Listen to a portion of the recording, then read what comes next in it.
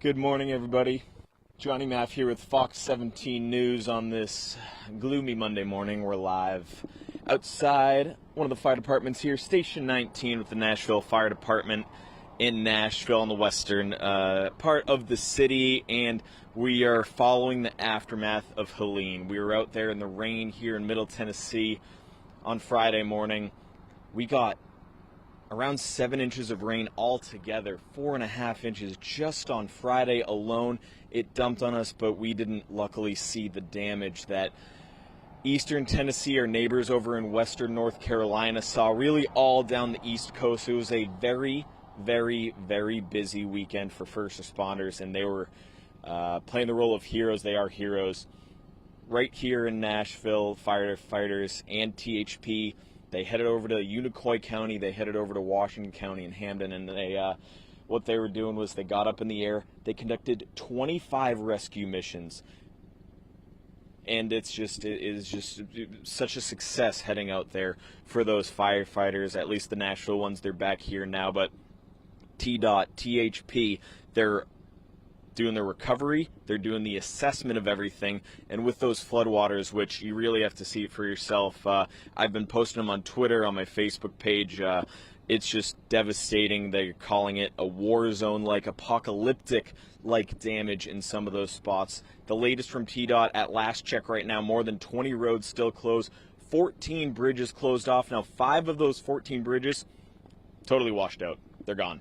They need to be rebuilt from the ground up whenever they can be rebuilt, because as these floodwaters are receding, more and more damage is found. So TDOT doesn't even necessarily know the extent of all of this damage. Between Knoxville and Asheville, North Carolina, there are portions of the highway even that went into those rivers. Right now, portions of I-40 still closed off. Now, speaking of Asheville, our thoughts are certainly with everyone impacted by Helene over there. They're waiting in long lines for gas, no water in a lot of these spots, certainly no power. I was texting some people that live in Asheville over the weekend, and they said it's just devastating how high the rivers got, how high the floodwaters got. You saw the trucks just floating away, crashing into each other.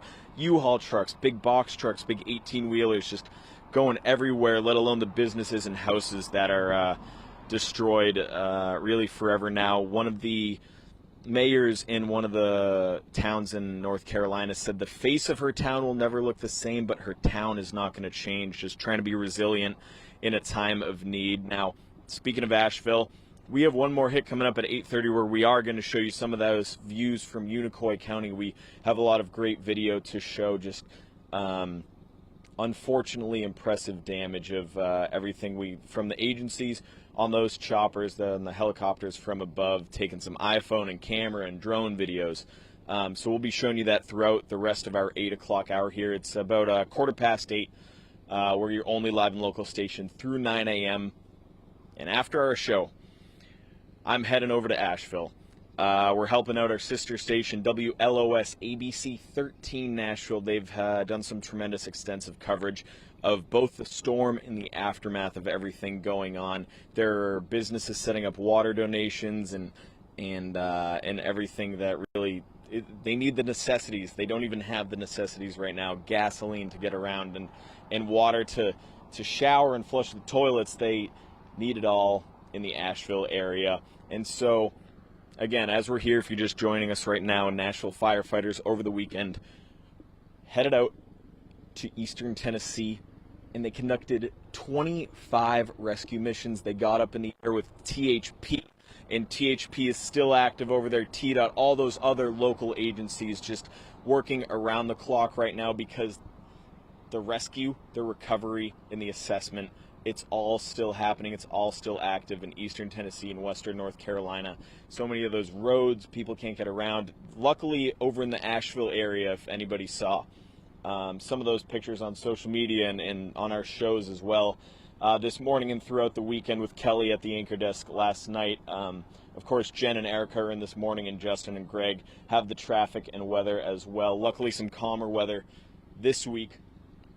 But those pictures, it's just, it's hard to even describe. But when I was tuned into that WLOS ABC 13 Asheville, North Carolina broadcast this morning. The anchors were describing it as a war zone. It's just, like I said, quote, apocalyptic. It was described from some leaders over there, and that's what we're showing you this morning. I can't do it justice describing it here on the Facebook stream, so I'm going to tell you to tune over to Channel 17, where I'll be talking about some of the things in Unicoi County. In a few minutes, we'll hear from an emotional director of the Unicoi County Emergency Management Team, and I'm prepared. I'm stocked up. After the show this morning, I'm headed over to Asheville.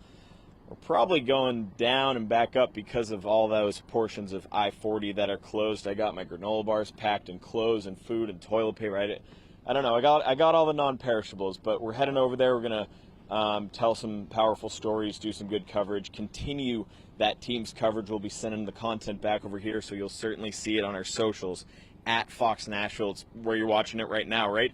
Our YouTube, our Facebook, our Twitter, our I still call it Twitter. One of my phones is sold that I still have it actually says Twitter, not X. But yeah, that's what we'll be doing. Team coverage on the aftermath of this devastating storm in Asheville, North Carolina.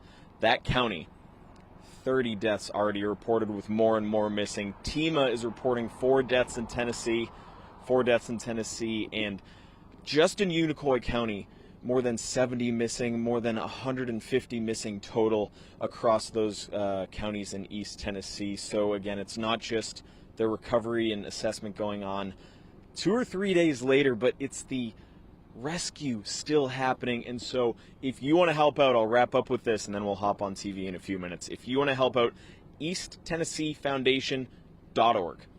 I tweeted it out. I retweeted it. You can see it on TEMA's social medias. You can see it on Fox17.com and their social medias, because they have set up some donation centers. But with those rescue, again, that's different in sort of news speak and in, you know, really everyday speak, and how the first responders communicate with us and with everyone else and with the public and with the citizens.